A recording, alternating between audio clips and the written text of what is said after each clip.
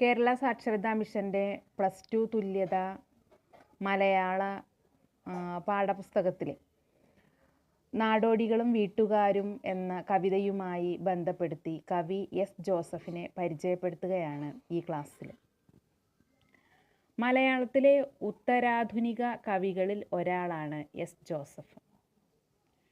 കോട്ടയം ജില്ലയിലെ ഏറ്റുമാനൂരിനടുത്ത് 1965 അദ്ദേഹം ജനിച്ചു. ഇപ്പോൾ മഹാരാജാസ് കോളേജിൽ മലയാളം അധ്യാപകനായി പ്രവർത്തിക്കുന്നു.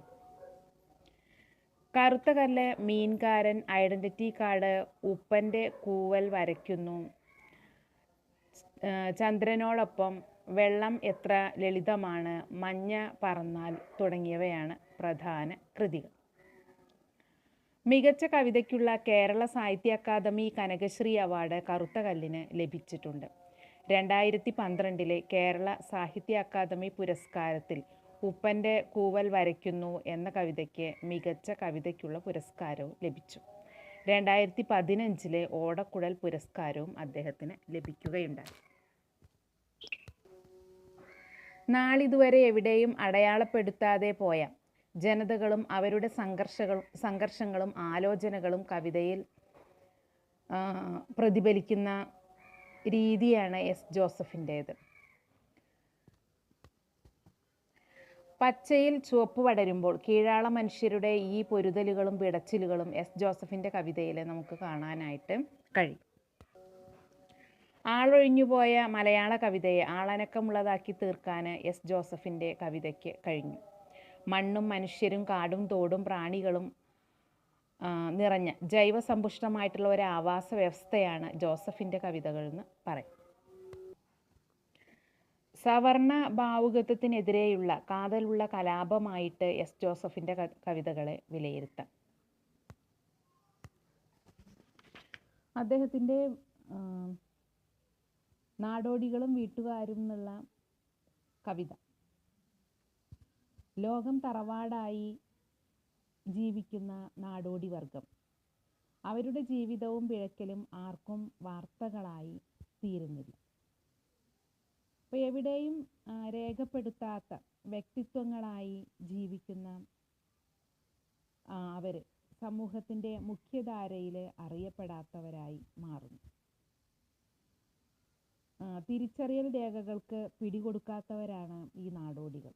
അതുകൊണ്ട് തന്നെ നാടോടി വർഗം രാജ്യത്തിനകത്താണെങ്കിലും ഭരണഘടനയ്ക്ക് അവരെന്നും പുറത്തായി നിലകൊള്ളുന്നു. ഇപ്പോൾ കീഴാളരുടെയും പുറന്തള്ളപ്പെട്ടവരുടെയും ജീവിതം അതിജീവനത്തിൻ്റെ പാഠങ്ങളായിട്ടാണ് ജോസഫിൻ്റെ കവിതകളിൽ നിറയുന്നത്. പാർശ്വവൽകൃതരുടെ ശരീരങ്ങളും ആവാസ വ്യവസ്ഥകളും കണ്ടറിഞ്ഞ് അവയോട് ചേർന്നു നിന്നുകൊണ്ടാണ് അദ്ദേഹം കവിതകൾ രചിക്കുന്നത്. നാടോടികൾക്കും പുറമ്പോക്കുകാർക്കും അറിവും ആത്മാവും അടക്കം അവർ സ്വയം നെയ്തെടുത്ത ഒരു ജീവിതമുണ്ടെന്നുള്ള രേഖപ്പെടുത്തൽ ഈ കവിതകളിലെ പ്രമേയമാണ് എന്ന് പറയാം. പ്രത്യേകിച്ചും 33 ലക്ഷത്തോളം അന്യദേശക്കാർ തൊഴിൽ ചെയ്യാനാണെങ്കിൽ പോലും പ്രവാസികളായി ഈ കൊച്ചു കേരളത്തിൽ കഴിയുമ്പോൾ അങ്ങനെ ഒരു യാഥാർത്ഥ്യത്തിൽ നിന്നുകൊണ്ട് ജോസഫിൻ്റെ കവിതകളെ നമുക്ക് വിലയിരുത്താനായിട്ട് കഴിയും.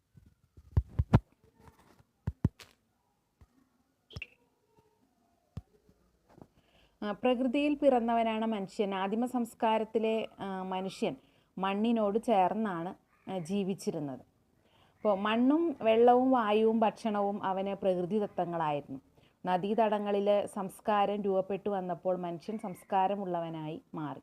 അപ്പോൾ ഓരോ കാലത്തും മനുഷ്യവർഗം സംസ്കരണ പ്രക്രിയയിലൂടെ വളർന്നുകൊണ്ടിരുന്നു. കഴിവും കരുത്തുമുള്ളവർ ബുദ്ധിയും ശക്തിയും ഉപയോഗിച്ച് മണ്ണിൻ്റെ അധികാരികളായി മാറി. അപ്പോൾ അധികാരം ചൂഷണത്തിനുള്ള ഉപാധിയായിട്ടാണ് മനുഷ്യൻ പിന്നീട് കരുതിയത്. അപ്പോൾ ഉള്ളവനെന്നും ഇല്ലാത്തവനെന്നും 2 വിഭാഗം മനുഷ്യർ ഉണ്ടായി. കുടുംബം എന്ന സാമൂഹ്യ വ്യവസ്ഥിതിയിൽ ബന്ധങ്ങൾ തീർത്ത് മനുഷ്യർ പരസ്പരം ബന്ദികളായി. അപ്പം അങ്ങനെയുള്ള ബന്ദികളാകുന്ന മനുഷ്യരുടെ അവസ്ഥ അത് ജോസഫ് തൻ്റെ കവിതയിൽ അവതരിപ്പിക്കുന്നുണ്ട്.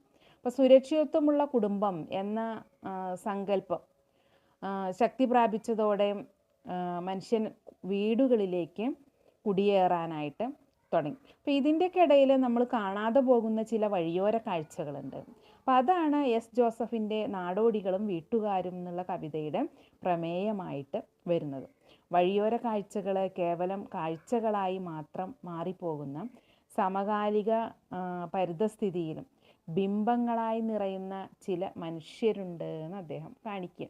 അപ്പോൾ എല്ലാം ഉണ്ടെങ്കിലും ഒന്നും നേടാതെ, ഏറെ കാണാനുണ്ടായിട്ടും ഒന്നും കാണാൻ കഴിയാതെ, നിലവിളിച്ചാൽ പോലും ആരും കേൾക്കാത്ത ശബ്ദങ്ങളായിട്ട് വഴിയോരങ്ങളിലും പുറംപോക്കുകളിലും നിറയുന്ന മനുഷ്യർ. അപ്പോൾ കവിയുടെ ദൃക്സാക്ഷിത്വം കവിതയുടെ ആഖ്യാന തലത്തെ അനുഭവവേദ്യമാക്കുന്നു. അതേപോലെ കവിതയിൽ നാടോടികളും വീട്ടുകാരുമുണ്ട്. ജീവിതത്തിൻ്റെ രണ്ടറ്റത്തു നിൽക്കുന്ന ഇവരുടെ ജീവിതങ്ങളെ തമ്മിലുള്ള ഒരു വിശകലനമാണ് കവി നാടോടികളും വീട്ടുകാരും എന്നുള്ള കവിതയിൽ നടത്തുന്നത്. ഇനി കവിതയിലേക്ക് പോകാം.